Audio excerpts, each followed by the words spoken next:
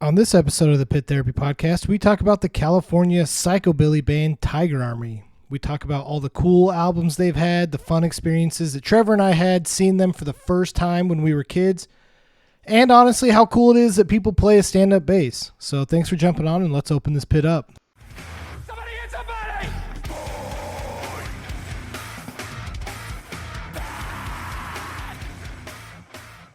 Welcome to this week's episode of the Pit Therapy Podcast with me, Trevor, and Kyle.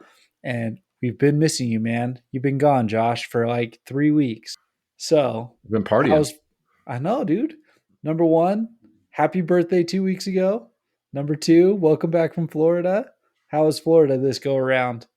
It was good. It was actually kind of cold for Florida. We were in jackets most of the time, but it was busy. We got there on a Thursday and immediately went to the pool. That was probably the warmest day we were there. And then Friday, Saturday, Sunday, and Monday we were at the park basically from open to close, and they were open till like 10, 11 o'clock at night. And so we were just there, all day doing whatever. We did the Grinchmas special. We did Harry Potter. We did the Jurassic Park. We did the Minions stuff. We rode pretty much everything and spent way too much money in food. We're now just seeing the bills come in from that. They had a lot of cool specials and stuff like that for the holidays and stuff. We really like Universal, just Universal in general, but we've been for Halloween. That was really cool, and now we've been for Christmas, and I think now when we go back, we're going to go in the off season when it's not busy at all. Sure. I will say I think the least busiest day was January 1st because everybody was still hungover from New Year's Eve or whatever. Nice. So we literally got there in the morning, and there was no wait times for anything. It was empty. So we were just running around most of the day January. So That's sick. But what do you guys do for New Year's Eve? I'm a little behind, so. Yeah. No, we talked about it a little bit. We were actually both pretty boring. Yeah. Seems like we didn't do too much. We didn't Life after 30. Life after 30. Trick the kids a little bit. Got them to bed a little bit early. And I was telling Kyle, apparently the entire neighborhood was on board with it because like 11 o'clock happened and fireworks were going off and everyone was ready just to get kids in bed. So It was awesome. But yeah, the holidays just didn't feel like they hit this year. So New Year's, me and my wife were just like, nah, we're just going to stay in. We're not going to do anything. Right. So we had family over and just played games till like 10 o'clock and then called it a night. But it was all right. So. I will say in the past, I've had a hard time staying up. So I will say this. So we were there most of the day, New Year's Eve, and then we got thinking about it. I'm like, this is going to be a nightmare to get out of here with two kids. So we actually left the park a little early, power nap for an hour, and then we woke back up and went downstairs and did the balloon drop. And then we went back to bed. Oh, there you go. Nice. Dude, I totally feel like the New Year's celebrations sucked this year too. Yeah. Most of the bands were bad. Did you see all the controversy with Green Day, which made me laugh because they said something political and then everyone got mad that they said something political. And it's like, do you not know who Green Day is? Mm-hmm. Where have you been the last 25 years? I haven't, to be honest. It's funny. I've been staying so far out of the news loop. I don't even know what's going on with any of that. But Yeah. Honestly, that doesn't surprise me with Green Day. I remember the last, I think, big controversy that Billy, what's his name? Billy Joe Armstrong or Billy something. Joel. Joe Armstrong. Anyway, yeah, they were supposed to have a longer playing set, and then their set time got cut short for a rap or something like that after, and he threw this huge fit and it was on live TV and smashed his guitar down and the whole band walked off. So he's been known to be pretty vocal in the past. Again, that seems to be par for the course with them. Yeah, they're a punk band. That's what they're supposed to be. Mm-hmm. I don't know. Have you guys been seeing the FYA Fest? Oh my gosh, It's dude. amazing. Looks so good. What's been your favorite set you've seen so far? Freaking Mind Force bringing his dad out. Yeah. I thought that was sick. That was dope. I don't know if I have a favorite set yet, but my favorite clip is watching the ladder get thrown at the pre-show. Did you see that clip yet? Yeah, I've seen that. I think it was on Cartwheels in Space. Something like that, yeah. But it was just awesome. It was reminiscent of like an old hardcore show, which Mhm. is dope. Yeah. So I got to catch a clip. Well, then I watched a video today. Balmora set. dude, those guys, they look like they're gonna be like big coming up. So their bass player plays in a few other bands. He's the guitar player for Sanction. Okay. He's actually the one that owns Days Records. Oh, So, okay. That's cool. but yeah, there you should go watch that live set. They opened up with Unhollowed from the Black Dahlia murder. Oh, is that what's playing? Yeah, Nice. That's way cool. I so I've always had this envision of like a band like opening up with that just because it's so heavy, and I'm just so bummed watching it. And I'm like, I would have tried to murder everybody, Yeah, I'm especially now. kind of tired of missing out on all these festivals. So I'm gonna have to Yeah, just suck it up and start going. I'm getting sick of it. my I was sitting next to some coworkers watching it, and they were like, "That is weird to have lights on at a show like that." Do you guys think that's weird or What's your no? opinion? I've done I both. mean, To be okay. honest, like sometimes if there's too much going on and I can't tell what's happening, like my worst fear is a strobe light. I hate Because like strobes. when someone's swinging or doing whatever, you can't like make a strong judgment of where they're at or where they're going. It's fun when you're that person like in there, but if you're not, it's terrible. I don't know. Like I think with a festival, maybe it's a little different because it's an all day thing.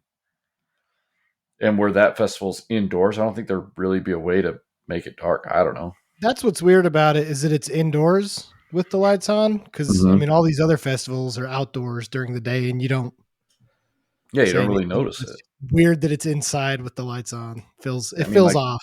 yeah, I mean, like, I guess that's a good point. I mean, Warped Tour was always outside during the day, Yeah, so Yeah, I don't know. I thought it was kind of dope. I mean, you gotta be able to see the pit really clear. You gotta see the bands really clear. Like, I think I read something that said they made a conscious effort to leave the lights on because of filming and wanting to be able to kind of showcase it. So I hmm think that was part of why yeah. they did it. I think the other parts of the venue required it for like safety. Oh, did that might they? be a That's thing. what I've read. Yeah, I know, like in the past, like Sound and Fury always had all their lights on while it was indoors. I mean, I didn't mind it. Like, I thought the clips were cool. Like, you could see everything going yeah, that's on. It true. looked fun. I think as far as So, video wise, that's the one thing that sucks. You go back and watch like these old videos, and like they're cool to watch, but you're like, man, I wish it was just a little bit brighter. yeah. Yeah, So, I'm actually kind of cool with it, but no, that one looked way sick. So, talking about shows though, there's been a ton of announcements coming out this week. What have you guys been seeing, or what ones have caught your attention that you're interested in? I saw the Alkaline Trio with Drug Church Okay. tour. Hmm. Looks Yeah. interesting. I really like Drug Church, so Yeah. I'd consider it. You said that Misery Signals was planning something in 2024, right? They haven't announced what it is yet, but they alluded to that they're going to do something. Hmm. So, I I expect that they'll probably be at Furnace Fest. I mean, that's the style of music that's coming out to Furnace Fest. So my guess is probably some sort of tour that maybe leads into Furnace Fest Hmm. is my best guess. Because I also think that Comeback Kid is still planning on doing something, and the Hmm. guitarist does both bands. So he's got to split time somewhere. Hmm. So we'll have to Yeah. see that. I know Death Before Dishonor is playing through here. I don't know if you guys saw that. No, when's that one? It's on Wild West Fest. They're the guys that booked it. Oh, okay. Go pull that then. I saw them once play with Ringworm in 2013 or 2014. Okay. I remember well played. So it's on February 25th at the Fellowship Sober Hall. It's Death Before Dishonor with Hold My Own, Out of Pocket, Twist of Cain, and local band Mask. I don't know if I'll you be sick. guys have heard of any of those bands. Twisted Cane's actually pretty good. Yeah, I don't. I'd have to go back and listen to Death Before Dishonor. It's been so long. They're kind of one of those old head bands that I just Yeah. wouldn't say I've forgotten about. I just never really got into when they were a big thing. So No, exactly. That's how I feel too. But I do think, like, I've listened to Twist Game, I've listened to Mask, so I think that that's probably going to be a mhm. pretty fun show, like in Yeah. general. I was talking to a buddy of mine. I was like, because we were talking about Death Before Dishonor coming through, and I was like, that's probably like a huge bucket list band for a lot of kids that are like half our age. You know what I mean? Like you're True. 15 years old, kind of getting into this, and you're like, you kind of get into like the hardcore music now, but then you kind of go down rabbit holes of like bands from the past or whatever, and they're like, oh, dude, like I was like, probably is a bucket list band for a lot of younger kids. That's true. That's true. Sounds like a sick show. So, the ones that I saw come up are the Callous Doughboys are going with 68. Did you guys see that? I Who? think that in What? my, do you know who 68 is? It's the guys from the The Chariot, right? the Chariot. Yeah. Oh, okay, yeah, okay. Now you say that. Yeah. Now I know that. Yep. And then the Callous Doughboys, they're kind of like that mathcore band. I think it was kind of a marketing ploy, but they did a back and forth on Twitter where it was just like, hey, 68, it'd be dope is if we did a tour together. And then 68 responded, they're like, we're sending the paperwork kind of thing.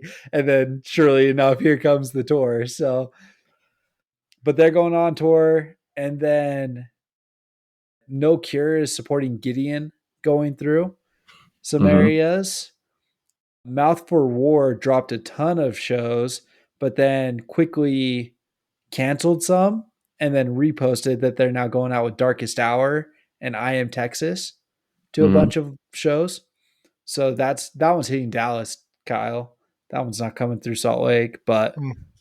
those were the three that I saw this week that I'd probably go see 68. I'd probably go see No Cure. I think both of those are like February and March time, so quite a Mm-hmm. few shows coming up like soon. Yeah, in March I'm going to that. It's called like Not Safe for. It's like NSFW weekend, like NSF weekend. It's like Not Mm-hmm. Safe for a Weekend or whatever. Oh, It's got nice. like Incendiary, Twitching Tongues, God's Hate, Suburban Scum, Conservative Military Image, and I can't remember who else. I thought you But said you that's weren't real going to be weird. able to go to that one. Well, it turns out we're leaving on Saturday, and this is on Friday. So Oh, nice. So you're About it. making your wife drive. yeah, so I'm going to be going to that one. Hopefully, maybe I hope I didn't get the dates wrong. I swear if I get the dates wrong, let me check. You 'Cause I said never Twitching know. Tongues is playing that, right? Yeah. They are a very, very good band live.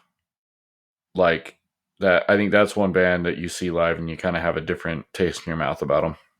I've never seen They're one God's of those. Hate. They're one of those like hardcore bands that kind of sing and stuff, right? Oh yeah, if you liked, oh man, Pain of Truth did a split with them. This is gonna bother me. Yeah, they put on a really Oh, good it is show. March 9th. Dang it. Never mind. I guess I'm not seeing it. Frick. Well, either Well, way, that just ruined my day. Twitching Times puts on like a really good show, like the production value and everything they put into and stuff. But they also sound really good. It's a Age of Apocalypse. If you're kind of into that, Yeah. in that type of singing, that's kind of what they do. So, Okay. I like Age of Apocalypse. They're cool. but Gotcha. what So, what have you guys been listening to as of lately? Haha. well, before we get into the band that we're talking about, do you guys have like HBO? Oh yeah, Nope. Have you seen the documentary about that family from Indiana that adopted that 6-year-old, and I'm doing air quotations, from Ukraine? Have you heard uh, about it? It's called like The Curious Case of Natalia Grace. mm-mm. Dude, I haven't watched it, but I was reading the description. A family thought they were adopting a 6-year-old girl. Now they claim she's an adult con artist. They adopted. You know what? I remember reading adopted- about this. They adopted a. What's the term they use now? Like little person. But so they adopted one. Turns out she's 22. But Posey She is was a like, 6-year-old. she was like threatening them, and was like they would wake up and she'd be at like the foot of the bed and like threatening to stab them and stuff. Like all this bizarre crap, dude. It was super weird. And so the family like gets up and just moves away and leaves her. Well, now I guess she's like trying to sue this family for abandoning her, and the family's suing her back, being like, "Bro, you're 22. This We isn't didn't what we Wow. abandon signed you." up for. Dude, she freaking conned him. She was an adult when they adopted her. They thought she was a 6-year-old girl.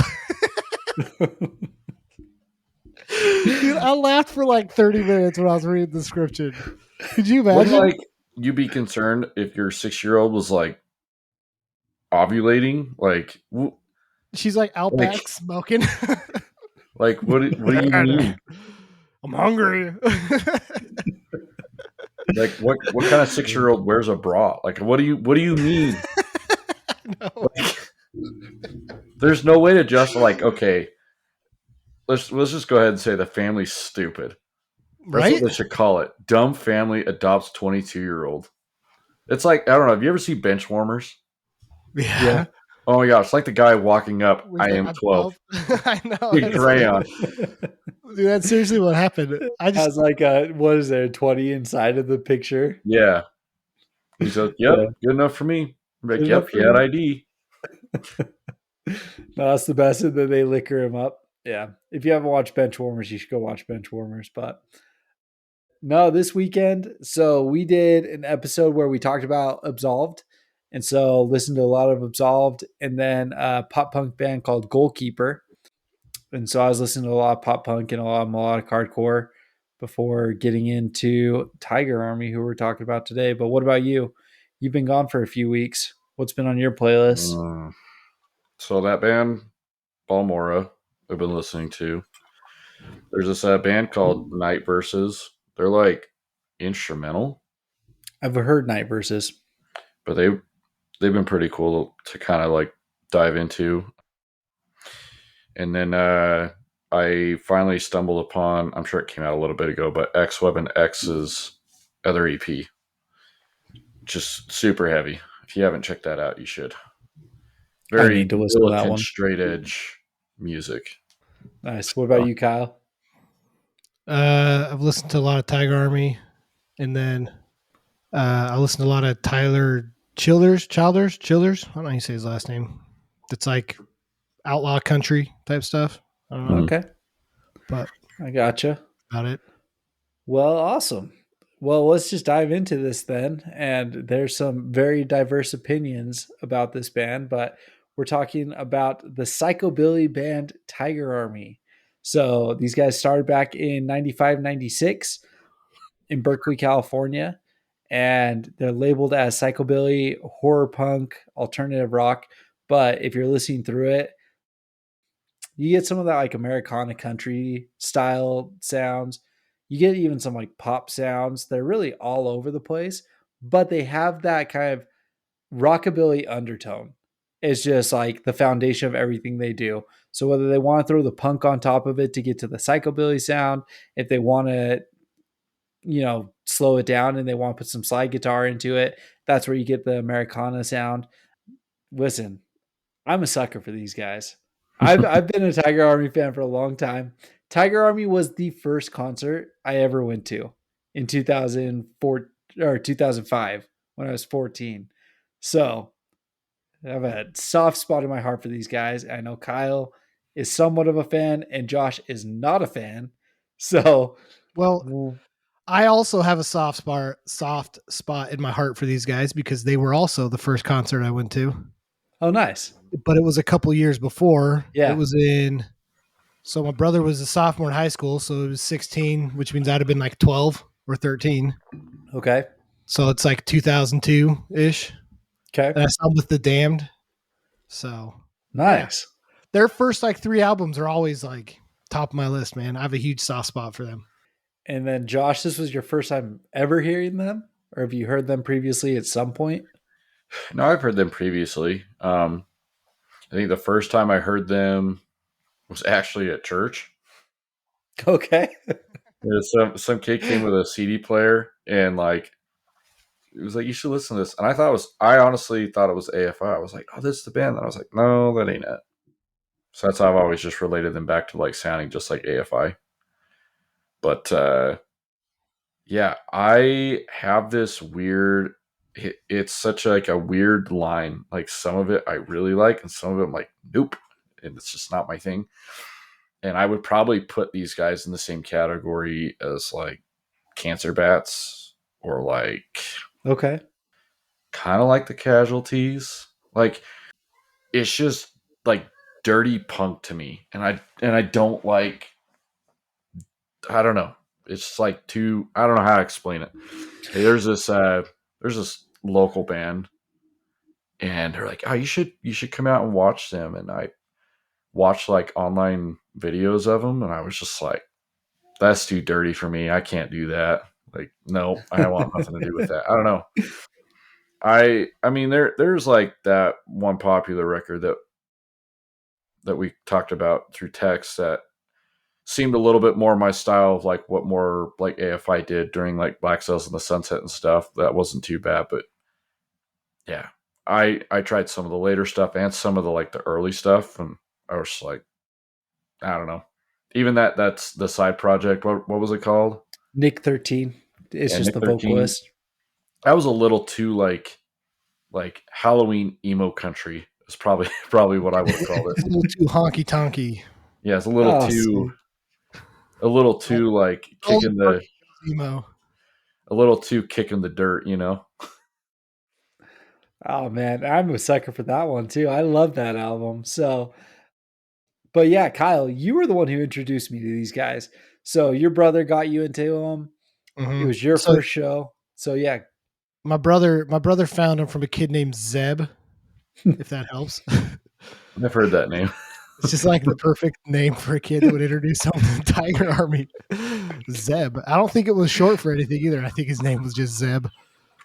So he was a weird. nice. He was a weird kid. Perfect. Yeah, Stinky name. Did he I know. smell? Yeah, kind of. He was like a big skateboarder and stuff too. So I've listened to these guys since their first album, but not when it came out because I'd have been like 9 years old. It wasn't until Power of Moonlight, the second album, that like I really got into them, and I've listened to that album my entire life.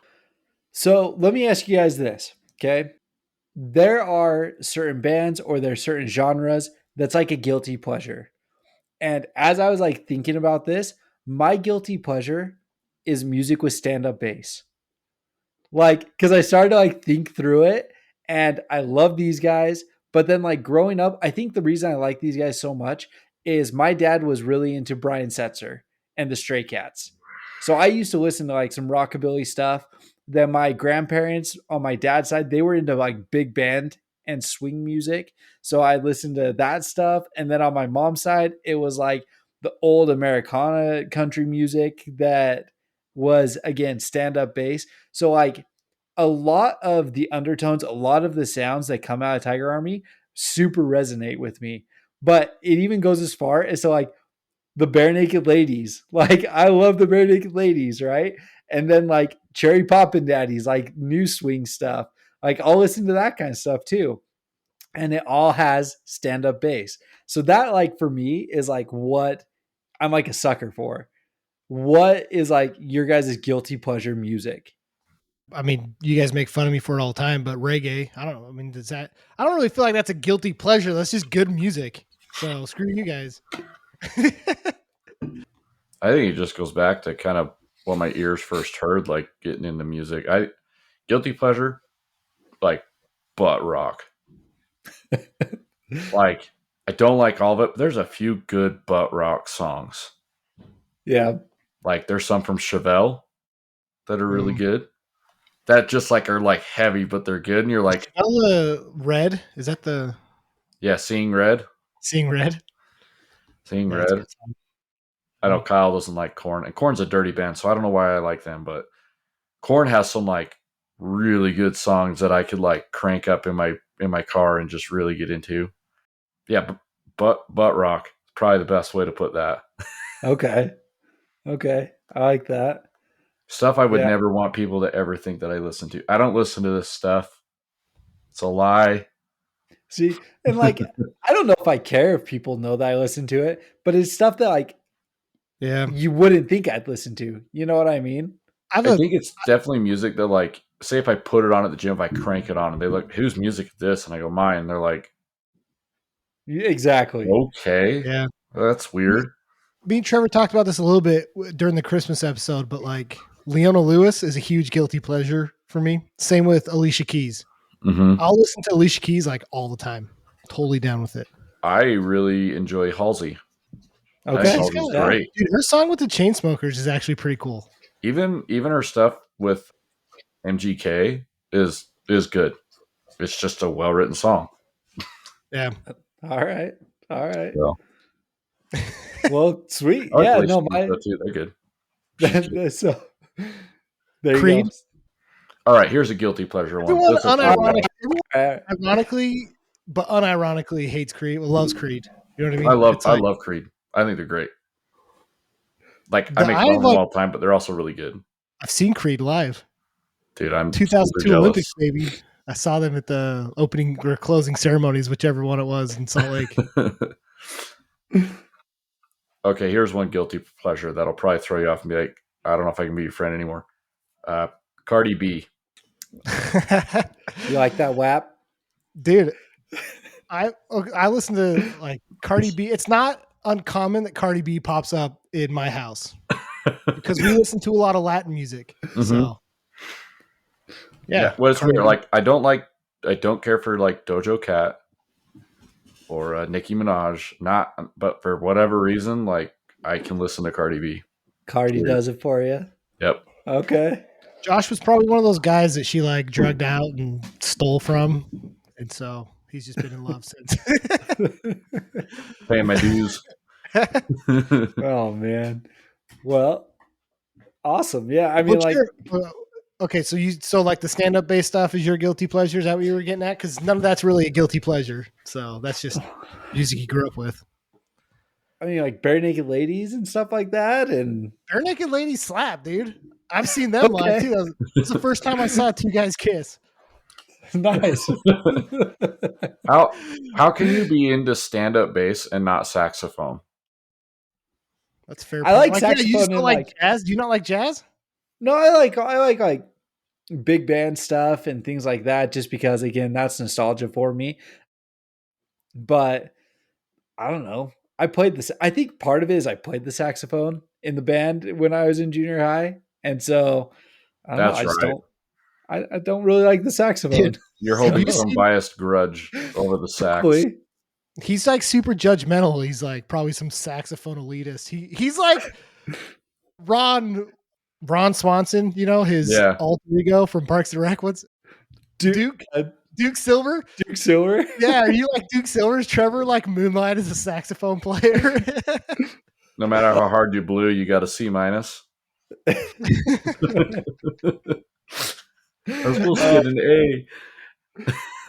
What's the song that they write? Something Dreams for Parks and Rec.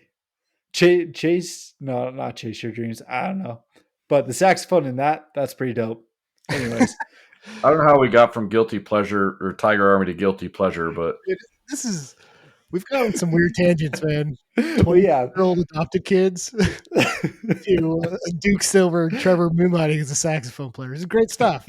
Whoever's listening is here for the quality of our content, all right, and that's what we deliver.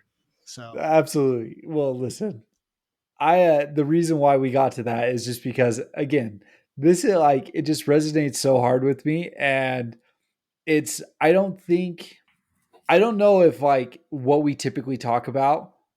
I'm gonna be very interested to see how many people actually like listen to Tiger Army that are also in like this scene, especially our age. I don't know, because I think Tiger Army was a little bigger. Because you look at it, like a lot of the people that we're talking to were into AFI when they were like their earlier punk albums. Yeah. So I think that Tiger Army might resonate with them, but for the majority of people that only know AFI from like Sing the Sorrow and On are probably not going to know Tiger Army. No, I think by That's that true. time Tiger Army fell off. Well, their sound changed. Their sound changed after their 2004 album to Music from the Regions Beyond in 2007, like we were talking about. It started to it attempted to come back into probably the more mainstream sound. Like Mm-hmm. they have a lot of sounds that would have felt more in line with the current scene at the time. Stuff like Afterworld, stuff like Hot Prowl. Like Hot Prowl has actually heavy vocals in it at one point, right? And it's the only song that they do that in. So, but starting back at the beginning, so their first album comes out in 1999. It's just self-titled. It's called Tiger Army. This is why it surprises me you don't like this, Josh, is because Davey Havoc is all over this record. He's on Mm-hmm. like 4 of the songs. And Josh so, doesn't Josh doesn't like punk though, and this is a very punk sounding album. It's just like, I don't know. Like, okay, I have a hard time with the Misfits okay. because it's like the same kind of deal. And but what's weird is like Misfits falls in the same category as punk, like the Casualties or man, what's that other like main popular band? Oh my gosh. Anyway, like there's some punk that I really like, but it's like a little more on the aggressive side, and this was just kind of like goth punk. It's Yeah. weird. Horror punk is what a lot of people Yeah, have categorized it as. yeah, Like Alkaline Trio. yeah. I can't. I just couldn't get into it, but it's weird because Matt Skiba plays on Liquid too, and I'm all over that. I think it's good. I don't know. It's just It's really you're very inconsistent because I am. like Black Sails in the Sunset by AFI feels a lot like this. But I Or the Halloween EP feels a lot like this. kind of, but it's like I don't know. I think Davey does better vocals. I don't know if it's like better writing or I'm like into that more. I will say I think the All Hallows EP is kind of leans towards some of my least favorite what AFI has done. But That's it's good I think for what it is. Black yeah. Sails was uh had a lot of both. Had like aggressiveness and soft stuff. I didn't get into the softer stuff until I was a little older. I'll say that for sure. Like God called in sick today and some of the I Yeah. can't remember all the tracks on there, but I'll give you about the vocals because Nick 13 is an acquired taste. Like He he's very unique and I like that. And I think that's why I like was attracted to the sound in their music was he's very unique. But have you ever seen those clips on social media of the guys that don't speak English but then speak gibberish that sounds like English? mm-hmm. That's what I feel like it sounds like sometimes when Nick 13 sings because it's like I hear his accent and I'm like, oh, that's a very like country rockabilly type accent, but I have no idea what he's saying because he Yeah. like does the weird like almost like yodel Yeah. vibrato at the end and stuff, and I'm like, but I don't know what he's saying, but it sounds American, I guess. I don't Yeah. know. But it's weird, like that band 68. Like I thought, the first record of Norma Jean was great. I thought The Chariot was great. And then I listened to 68 and it's not great. Vocals are just such an acquired taste to me. I like it's either make or break, and then I could just see, lose interest in the Fine. rest. That's and fair. I say this lightly, right? But because I love Nick 13's vocals. I mean, I like everything that he's done. But he's like a poor man's Davey Havoc. Like they got started at the same time. They're friends. Like they all sing together and stuff. Like he does a lot of the same tendencies that Davey does. I don't feel like Especially his vocals are as aggressive though. no, they're not as aggressive. But like when Davey just sings, there's a lot of similarities to what they do. When Davey chooses to yell, when he chooses to go aggressive, Davey's in a category of his own, right? But when they're singing and stuff, they're very similar. And that's where, like, with Davey being in the backing vocals, especially on this album, they play off of each other really well because they got just a little bit of differences. Nick's a little bit lower, Davey's a little bit higher, and they bounce really well together. Like, I think it's True Romance. That's the one where you really hear it. And I thought that was really awesome on this album specifically. I like this one. The next one, The Power of Moonlight, Kyle, this is where you really get into these guys. this is where like a lot of their songs that like made them take off come from this album. Yeah, So for sure. go for it. This is hands down my favorite album of theirs. Like when we said we were going to listen to Tiger Army, this was the first album I put on. And like I said that I listened to them. I obviously don't listen to them like every day, but I put on like their best songs from this album, like Incorporeal, Cupid's Victim, In the Orchard, and I still remembered every single word to all the songs. Well, I tried to. It mostly just sounds like gibberish, right? Because you're just trying to follow what this guy's saying. It's a bunch of mumbled, and then it's like Incorporeal. Exactly, dude. Like, okay, listen to the beginning of Cupid's Victim and tell me that you can understand what he's saying, because you can't. Like, he's just like, and I'm like, yeah. But anyways, it's great. Like, I freaking love this album, and this one again made me feel super nostalgic, because like I had the T-shirt that was from the Power of Moonlight album. I this was the concert I went to, was the year after then that they released this album, was when I saw them with the Damned in Salt Lake. And that was like a whole nother experience too, right? Because here I am like 12 years old at this concert, and I see they're like these, because they're psychobilly, so they pretty much look like a mix between like cowboys and like people from Greece. And they have like mascara, they look all gothic. And then the guy's like standing on top of his stand-up bass, like a surfboard, like playing it at the same time. And there's like this huge circle pit, and I keep like smacking my head against the like metal. There's like, I can't remember the venue. Is this venue in Salt Lake? I don't think it's there anymore. It's the one that burned down. What was that called? Club Burned Ice. down and like what? Club Ice. It might have been Club Ice. Club Ice burned down in 2006. Okay, it might have been Club Ice, but there was like a part of the venue that had like a bar that was like raised, and I was right up against that, and I kept smacking my head like against the metal part because I was pretty close to the pit. I don't know what I was thinking being 12 doing that, but I felt someone like touching my head, and I look back and there's like some creepy looking lady like with her hands like trying to help me to not smack my head. And I was like, oh, like that's nice of you. I just like, I don't know. I just have all these memories of this album, and it's incredible. So when I first heard these guys, the thing that stood out for me being what I think we were probably 12, 13 when you finally showed these guys to me was FTW, F the world, right? Yeah. As a 12, 13-year-old, you're like, yeah, man, like that's awesome. So like, and they always would close with that song. And so we saw these guys, I think I saw these guys four or five times by the time we were all done with it. But this album, it's where the majority of their like good stuff comes from. Same thing. Davey's got his fingerprints all over it. Jade from AFI is on there. And then is this where I think this is the one where the bass player from AFI joins. So he wasn't on the first one, but he was on this one. And so this is a little bit more punk, right, than the first album. Got a little bit more aggressive. I really like this one. You already called them out.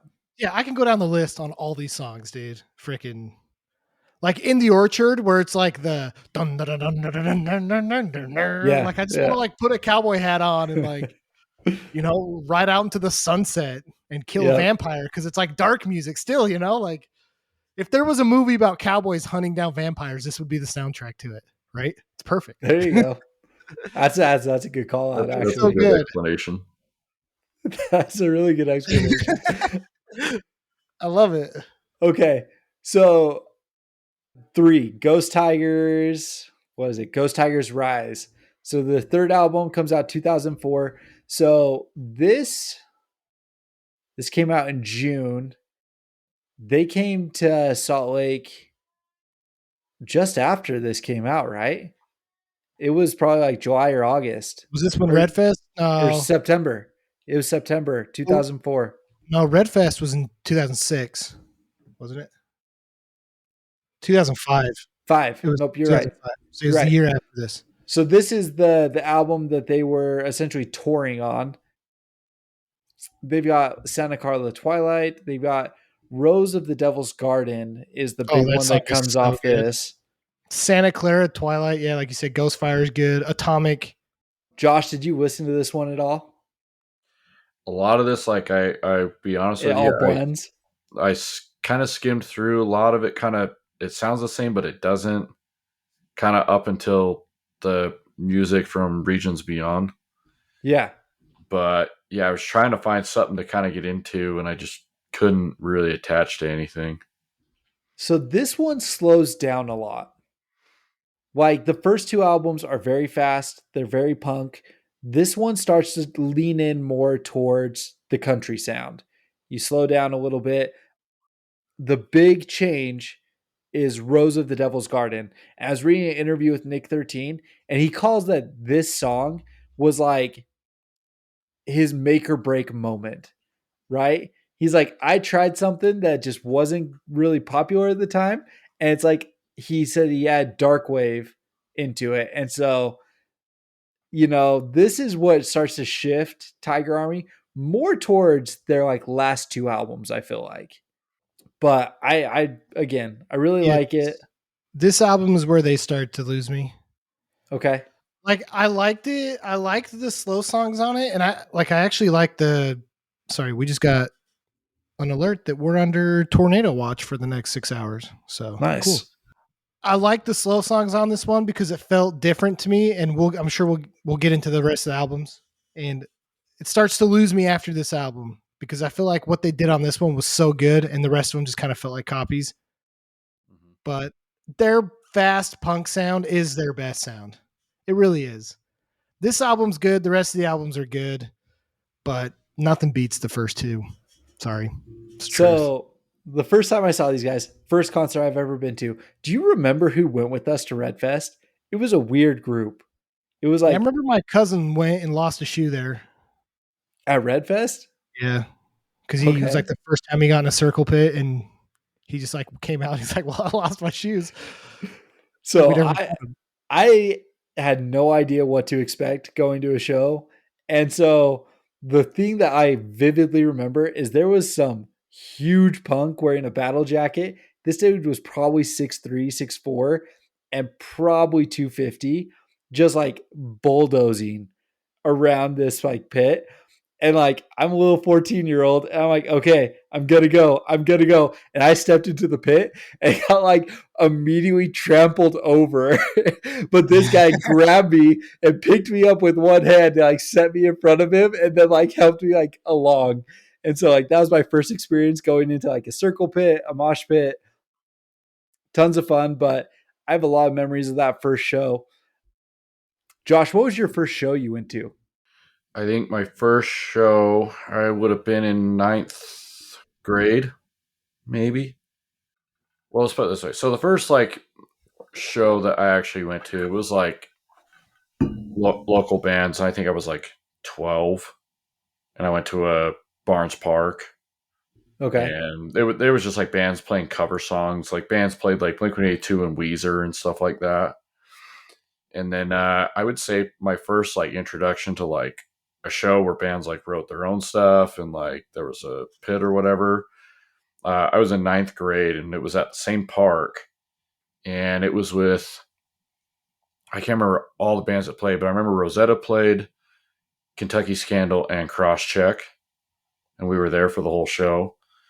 And like Rosetta was probably like the local version of like Thrice, and then Nice. Kentucky Scandal was like, I don't know, probably at the time it was just metal, but I would probably consider them like black metal now.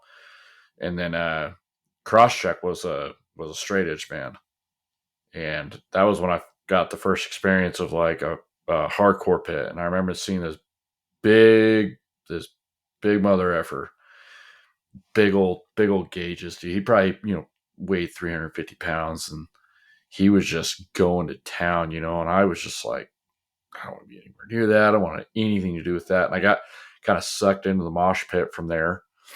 And it's funny now because like now like I know him really well, and like we're pretty good friends. But and then I would say my first big show was at Thrice, Under Oath, Videra, and The Bled. And The Bled, when they first played, like after Vidar played, like they're not a heavy band. They just kind of played the music and it was like cool, and I was right in the middle. Then the Blood played and it just like opened up, and I was so scared out of my mind. I was 14, 15 years old, and I remember like trying to like get out of the pit. People were like pushing me like back into the pit. And I was like, I don't want It was any of probably this. it's probably me and my brother pushing you back into the pit because we Trying were to at the crawl out of it. I'm like, nope. Yeah, I went there with Spencer Hunt and Tyler Hunt. It's funny though. The reason why I ask you is because I feel like we all had the same experience, like with our first mosh pit. Like it was like in over our heads, like what's going on here, like and just like getting trampled and just wanting nothing to do with it. So it's I'm curious like unless you literally grew up with it, like isn't that almost everyone's first yeah. experience? It's a rite of passage. Like if you're not getting rocked the first couple times you're going in a pit, like are you really pitting the right way? You know? Right? Here's a question: because I'm sure it's different for everybody, because you had the introduction to your older brother. How long did you go from going to shows from just like a regular mosh pit to like doing the unforbidden karate in the pit? It honestly didn't take me that long because like my slope into at least post hardcore stuff with my brother was pretty quick. So, and I actually watched him hardcore dance, but he was terrible at it. And now that I look back, I was like, dude, what were you doing? But I guess that's just what it was like. One of the first times though, when I dabbled in it for the first time, I was probably about 14. Maybe no, I was probably 13 or 14, and we went and saw Day 2. You remember them? They're like that was like one of the first concerts I went to that where like people actually screamed. It was a local band from Utah. We should try and track those guys down. That'd be sick. Anyways, we went and saw them at Kilby Court, and that was the first time that I saw people like actually like karate fighting in a pit. Yeah. And I was like, hey, it's pretty cool. So then I got in and tried it, and sure enough, like I just got leveled, and I'm just like laying on the ground like in a star position, like That's a whole new level, because it's not like regular mosh pit where like someone helps you up. Like most of the time, it's like, well, better get back up and fend my way out. Yeah. And like I remember climbing back up. I turned around, my brother just laughing at me. It's probably him that hit me, but Probably. What about you, Trevor? Oh man, I just remember. So you made this comment a few episodes ago where I was like you should probably stand in front of a mirror and like practice and like look at yourself before you go try it. Because I remember being so bad at just like dancing in general, and it was just because like I didn't want to hit people. Like I didn't understand really what it was, so like I'd find my space and I'd swing my arms just like the little bits or whatever. But it was probably it wasn't too long after that. I don't even remember what like my first heavier show was. Like they've all just kind of bled together at this point. But I do like I vividly remember like when I realized like I just didn't care anymore. Like where swinging was just like, you know what, like screw it. If I hit someone, I hit someone kind of thing. And that was probably 2008. That was probably 2008. Because that's I like think way later. We were all moshing pretty hard by then. I know. And that's what I'm saying, man. Like I was not good at moshing for You a just got long time. you're just a softy, man. You know, all I skateboard know. That's what I'm saying, man. I didn't want to hit people. Like it was one of those things where I didn't want to cause problems. But like it was a local show in 2008 where finally like someone hit me. I was like, screw it, I'm done. Like, and that's just like where it all changed. And so that was the point where I was like, all right, so now I'm moshing. And so at that point, like I remember being knocked out a couple of times, like specifically at Under Oath. I remember getting clipped and just dropping and then waking up and seeing like a bunch of people around me. So, but yeah, it's a different game altogether. Like hardcore pits versus push pits. Oh yeah. So I think like which I mean, talking about bands like Tiger Army, I think I've seen people get more hurt in like circle and push pits, surprisingly, than did you fall in like a circle pit? You're done. I know, like the worst that happens in a hardcore pit, and I say worst, I mean it still sounds bad, but like you get hit in the face and you get a bloody nose or a busted up lip or something like that. But like I've seen people like break legs in push pits, you know? Mm-hmm. Well, you get Yeah. trampled. You get trampled, you get stepped on, you jump in the air and someone hits you the right way and you trip over someone and then your leg bends all weird and You know what the weirdest thing is like, well, not the weirdest thing. What's rough about like punk shows and a circle pit is everyone's wearing these spiked jackets Yep. or like pins for whatever reason, safety pins. Remember that? You guys remember that being like a thing, like in high you school, bet. people piercing themselves with safety pins for whatever reason, Are you and talking then about when being you like stick the pin like through the like that, or they go through their nose or like in their ear, and then they would get oh like geez. couldn't understand like why they would get in trouble, and I'm like, you're You're so a freak. sanitary. What do you mean? Like, I know this is fun, but like, you can't do that at school. You can't be piercing people during seminary class. What are you doing? Yeah, Oh, for sure. I don't know. So, I think I don't know. I think 2007 was when I started kind of getting into hardcore moshing. I always kind of thought about that. Like, how do you go from just like push mosh to like, nah, screw this. well, I'll I'm take gonna it a step hardcore guy. even further. I remember like skanking at the junior high like dances in 7th grade and everything Yeah. like that. So, like how do you go from that all the way to what we do today? Well, And it's just like, skanking's just a slower version of a two step for right. Yeah, hardcore. it's So like the it's the great same thing. value version. Yeah. No, you can't even, dude. Check out the best Western mosh, dude, You guys are you're nuts thinking or that, Western dude. family mosh. Skink For dancing is sure. not like a step down. All right, it's a level playing field because ska music is great. I didn't say ska music was bad. I just, Well, if ska music is good, then the way you dance to it's good. how do you Skink call it? dancing. Who came up with the name skank? Like, okay, skank means one thing, but then skanking means something else. So, what happened? We'll have to do another episode on like the history of the term skink. Literally just play clips of like the Mighty Mighty Boss Tones guy who's up there Yeah. just dancing the whole time.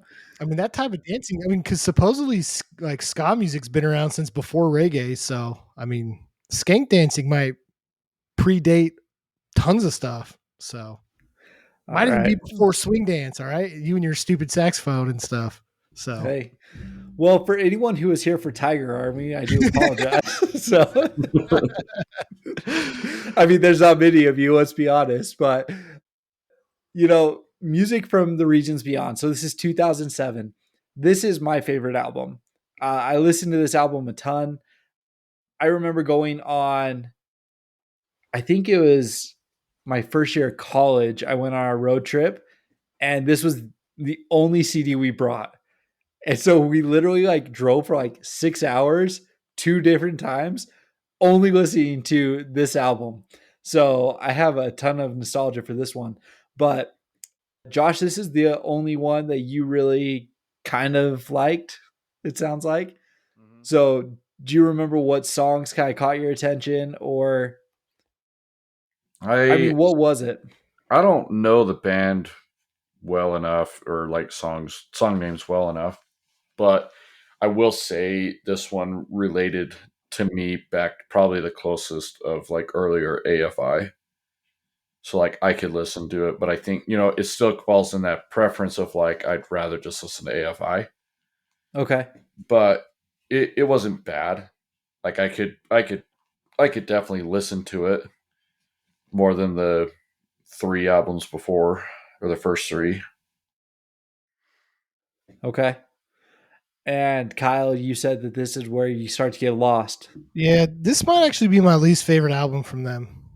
Oh, man. It felt too much like a generic Alkaline Trio type poppier.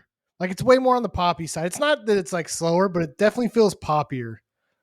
I could agree And with I It just is. that. didn't like it. It is.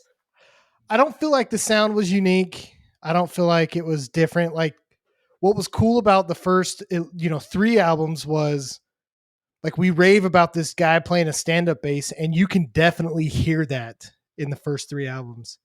In this album, I feel like they moved away from that a little bit. You don't feel that as like the bass lines as being as defined and stuff in these songs. You definitely hear more of the guitar, more of the gibberish vocals and stuff. You know what I mean? It just felt poppier. I don't know. It just didn't really click with me. So I think that this is where Nick, like, he's always been the main writer, but I think that this is where Nick decided that Tiger Army was his band. And so this was the point where you get a lot of like the afterworld, you get a lot of like as the cold rains fall, where the moss slowly grows and stuff, where it's a lot of focus on his guitar playing, his vocals, a lot of yeah. that kind of stuff. But you do, like you say that they went away from the stand up bass, you still hear the stand up bass pretty good. Like in Hot Prow, like their fast, aggressive song. Like if you go listen to that bass line, you can tell that it's Okay, so not. the song that sounds like their older good stuff, whereas where you hear the bass. Like that's what I'm saying though, right? Like Hey, listen, man, you're not calling out song names. So like I don't. I'm like Josh, dude. I don't know. I don't know song names very well outside of the album that I've listened to consistently for 20 years. So sure. No, I really like this one. I agree with you. I mean, this does fall in line with what was going on at the time, 2007, right? So it's going to be more reminiscent of an Alkaline Trio. It's going to be more reminiscent of newer AFI, and the production quality goes up on this album as well. And so I think that that also lends to it being different. His vocals, like the way they recorded them on the first three albums, were always different. Like I don't know how they recorded it, but they sounded different. They were a lot more clean on this album as well. So that was something that I picked out also. But maybe that hurt, in my opinion, the like feel of it, is it doesn't feel as punky yeah, now. you It just lose feels some like of him the singing, right? authenticity, more or less, kind of thing. So I could agree with that. This is the first one that they do a Spanish singing song, Yeah, which which was pretty dope. yeah. So, but yeah, the last two albums we're coming up on time, right? But you had five, and then you had Retro Future. So I'm not a big fan of five. Listened to it a couple times. It slows down a lot, and you really get into almost like the surf rock feel. Yeah, Is which I what you like. start to get into. It's way more psychedelic, and I actually like that. Yeah. I feel like it fits him, dude. I like the psychedelic. I like this and retro future because it feels surfer psychedelic. I'm all for that, dude. All for it. You start to lose a lot of the punk stuff. But even on five, like you start to get into almost like straight pop with like Candy Ghosts. Like it's just like a weird psychedelic pop song, like you're saying. Yeah. So But see, that's the thing, right? The first two, like 2.5 albums, the third one, sure, felt unique to me. And then the one before this one, I can't remember, dude. My brain doesn't Ghost work. Tigers Rise Uh, or Music from Regions Beyond. like half of Ghost Tiger's Rise is all right, and the music from Regions Beyond just felt like too generic for me. But these ones feel unique again. Five and Retro Future felt unique again, even though it's not punk. It still felt unique to me, and that's why I liked it. I liked the psychedelic tones that they had in these. Okay. Okay. You had previously mentioned that like Minus the Bear is your longboard music. Yeah, Like I'm not a huge fan of this, but like if I'm like chilling and longboarding and stuff, like this is the type of song that I would have on. Like this is a very Southern California surfer right. longboard It's a vibe. vibe. The last two albums of them are a vibe. Yep, they are. So Josh, did you listen to these ones at all? I did not. I did not get a chance to listen to either one. I actually don't think you'd like them that much, to be totally fair. Now he's gonna like them even more. Just kidding. Yeah, like me even more. Did you ever listen to Reverend Horton Heat? Is that the guy's name? I listened to Warren G. Were you asking who? What's his Warren, name? Reverend Rev Run DMC? No, the Reverend Horton Heat. He does the song Psychobilly Freakout. No. It's like they put out this EP, Dark Paradise, and the first song has vocals and then the last two don't. And they have a song called Pipeline. And it's just like that surfer. It's like the do do do do do do do do do. You know what I Yeah, mean? Like, and that's the vibe that you get from these last two albums and EPs kind of thing. which I'm done with. Retro Future actually came back and got a little bit more aggressive again. There was a couple songs on there that were a little bit heavier. So I like that one a little bit more than 5, in my opinion. No, we're coming up on time. This episode has been everywhere. Listen, I love Tiger Army. I'll listen to all of Tiger Army. Sounds like Kyle's half. Josh is probably not turning these guys back on ever. So I mean, you to be guys, honest, it's really only like 1.5 albums that I'm probably not going to listen to. I'll still listen to the rest of them. So I like more of it than I don't like. So all right. So I mean, like Josh, is there like any redeeming qualities in this music, or like are you probably really not going to listen to these guys? The only way I'd ever listen to them is they'll probably come up in my playlist now because I've had to listen to some of their songs. I'm going to be like, come on, man.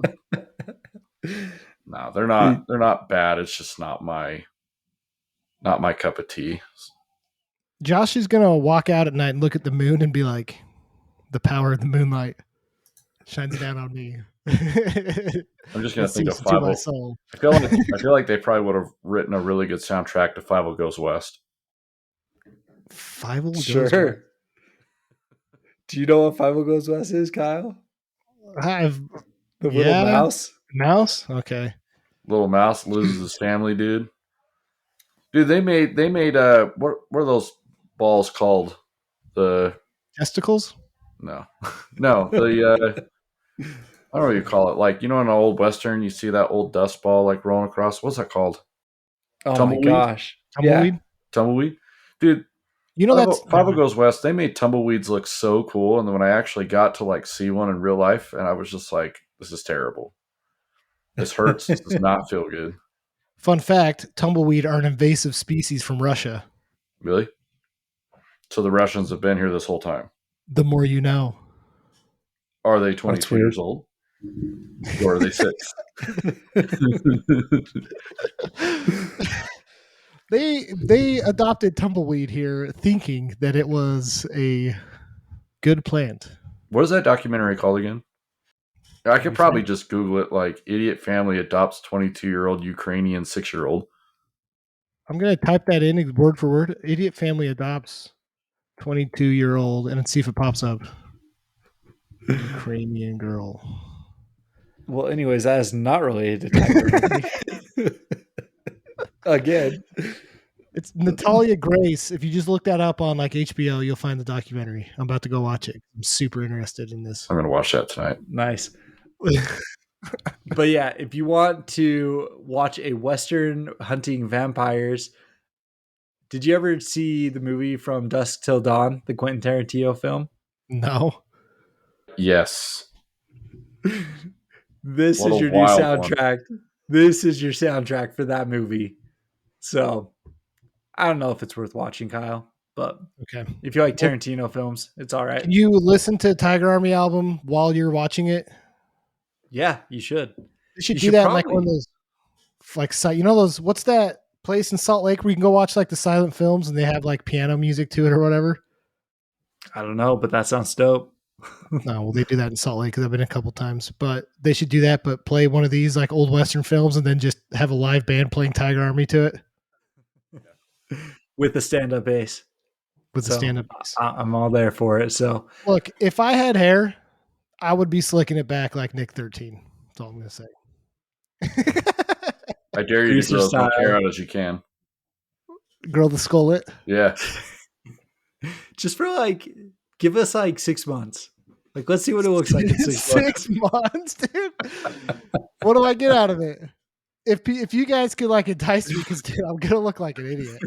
I'm not just doing that for free. So We'll think I already about have it. like it's already a hard enough time to work with what I've got. I can't make it worse. Well, I think the biggest worry, like would your wife go out in public with you? She'd be like, this is some guy No. following me around. Big Get put ma'am, on a are you bunch okay? of- blink twice if you're Blink naked. twice. You know what's funny is you're gonna try it. Also, you're gonna have a full head of hair. You're gonna be like, "Dude, I've been shaving my head for years. Nah, dude, Without a head of hair." I've been tracking it, and it's getting worse. You have to spend all kinds of money in conditioner and It doesn't work. I've tried it Rogaine. all. Rogaine doesn't work. I've tried it all. Oh It's man. rough, man. It's rough accepting that part of your life. So Well, who's next? Is it Josh? Mm-hmm. Are you next? Yeah, I think so. So he did Poison the Yeah. Well the week before. yeah, Yeah, that's right. So, what are you thinking? Let's do The Offspring. Ooh, dope. That's way dope. okay. That's probably not the one I expected. I think everyone's saying that was not on my bingo card. For Especially because he doesn't like punk. Well, I guess they're pop punk. I don't know. They're a little punk. they're pretty punk. So Yeah, they dope. got stuff from 1989 to present. So Dude, I saw them at the Big Ass Show, and they brought out a fire hose. I'm not going to spoil it. Tune in next week. To find the out about the BS Offspring. show. So, all right. Well, fun guys. Glad to have you back, Josh. So, Yeah. peace. Goodbye.